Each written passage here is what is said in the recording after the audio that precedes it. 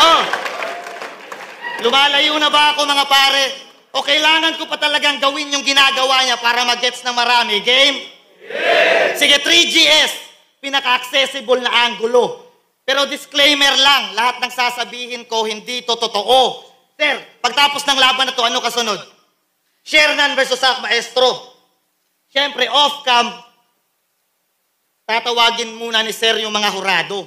Pansinin nyo mga gago. Kasi hindi pa to nagmimintis. Lahat ng hurado na tinawag, biglang may tatabi dyan na 3GS.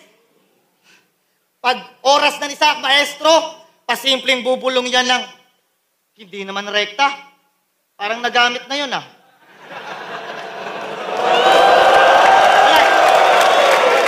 Hindi totoo, hindi totoo. Parang nagamit na yun ah. Basta ganun yung buod. Hanggang sa ma-distract yung mga judges at hindi na marinig yung linyang kasunod. Mga maliliit na bagay na pwedeng makaapekto sa napaka-importanting laro.